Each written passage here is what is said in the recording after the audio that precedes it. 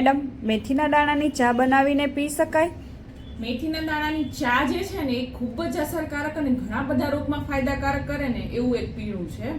તમને ખાસ કરીને જ્યારે એસિડિટીની પ્રોબ્લેમ હોય, ઇન્ડાઇજેશન એટલે ખોરાક પચતો નહીં હોય, કબજિયાત હોય, એ ડાયજેસ્ટિવ રોગોમાં ખૂબ ફાયદાકારક છે. આ સિવાય જે મેથીના દાણા છે ને એ બ્લડની અંદર શુગર ઓછું કરે છે, એટલે ડાયાબિટીસના પેશન્ટ કે જેઓ ઇન્સ્યુલિન પણ લેતા હોય છે એમના માટે પણ ફાયદાકારક છે.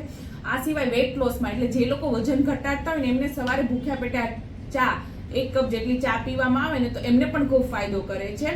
ખાસ કરીને ન્યૂ મમ્મીઝ કે જેઓએ હમણાં બચ્ચાને જન્મ આપ્યો છે ને, જેમને ફીડિંગની પ્રોબ્લેમ રહેતી હોય છે, દૂધ નથી આવતું, તો મેથીના દાણાની આ પ્રકારની જો ચાનું સેવન કરે તો બાળકને એ આરામથી ફીડિંગ આપી શકે છે, કેમ કે એનાથી ફીડિંગ વધે છે. અને આ સિવાય એમાં એન્ટી ઇન્ફ્લામેટરી ગુણ છે, એટલે જે લોકોને જોઈન્ટ્સ પેનની મતલબ સાંધાના દુખાવાની જે તકલીફ રહી છે ને તો એમાં પણ આ પીણું અસરકારક નીવડી શકે છે.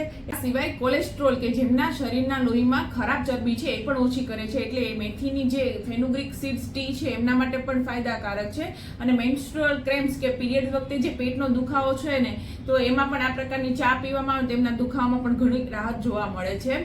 અને ખાસ કરીને પ્રેગ્નન્સીમાં આ પ્રકારની ચા અવોઇડ કરવાની છે. તો આ રીતે જે મેથીના દાણાની ચા બનાવવામાં આવે છે એ ઘણી રીતે ને ઘણા બધા રોગોમાં મદદરૂપ થઈ શકે છે.